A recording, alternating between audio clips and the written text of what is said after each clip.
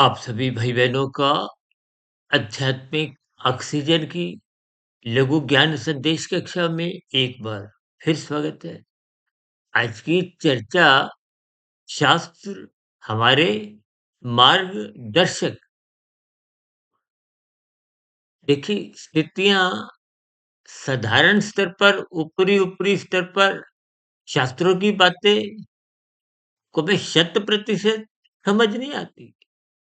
भले ही हम शाब्दिक स्तर पर स्थितियों को एक विशेष स्तर पर ऐसा मान लेते हैं कि बात समझ में आ गई।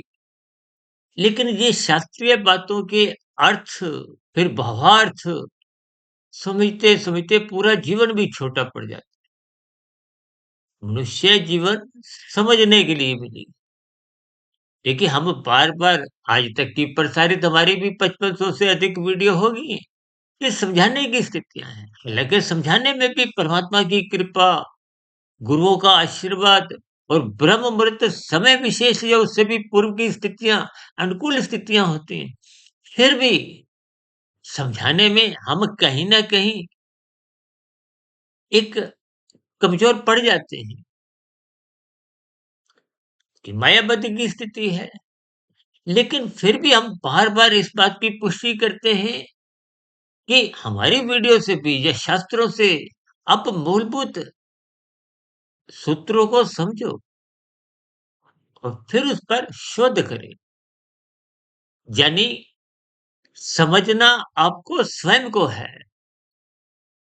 इस ब्रह्मांड की व्यवस्था को हो कि 24 तत्वों का जो एक ब्रह्मांड है जिसमें 3 तत्व, वो 3 गुण, प्रकृति के 3 गुण जिनको एक तत्व कहा गया है, जब उनकी समअवस्था होती है, उसको प्रकृति कहा गया है।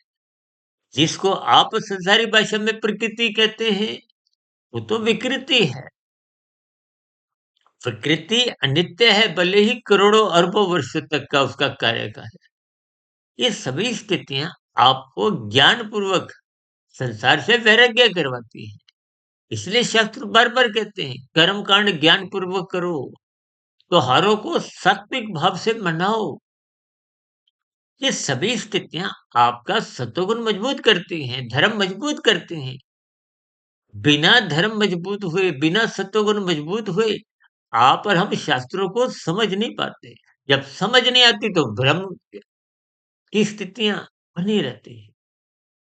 इसलिए मेरी आप सभी भाई-बहनों से विनती है, हमारी वीडियो को भी एक आधार दें, किसी की भी वीडियो सुने, शास्त्रों को पढ़े, ब्रह्म मुहूर्त में उठे और अपने जीवन को व्यवस्थित करें, अनुशासित बनाएं कि आप और हम मिले हुए जीवन का सदुपयोग करते हुए आध्यात्मिक लाभ कमाएं, आध्यात्मिक कमाई करें, कम से कम अधोगति से तो बचें।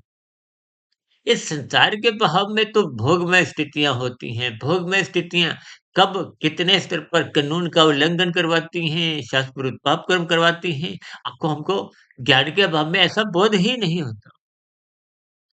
फिर ऐसी स्थितियों में नीचे की योनियों में प्रकृति की व्यवस्था में आप और हम जन्म लेने को फिर बाध्य हो जाते हैं। कि स्थितियों को तर्कपूर्वक समझिए, तौलिए, विशेष रूप से ब्रह्म मुहूर्त में उठकर इन सभी स्थितियों पर आप शोध करें। की बात आपके भीतर समझ में आ जाए। इन्हीं शुभकामनाओं के साथ आज की चर्चा विशेष को यहीं विश्राम देते हैं। दिन में कुछ शॉर्ट्स की, शाम को प्रश्नोत्तर ज्ञान कक्षा और कल सुबह ब्रह्म मुहूर्त ज्ञान उपदेश कक्षा की फिर एक चर्चा में बातचीत रखेंगे। तब तक आप अपने आध्यात्मिक मित्र सुधीर भाटिया फकीर को इजाजत दें। आपकी प्रतिक्रियाओं का नीचे कमेंट बॉक्स पर स्वागत है। चर्चा विशेष को सुनने के लिए आप सभी भाई बहनों का बहुत बहुत धन्यवाद।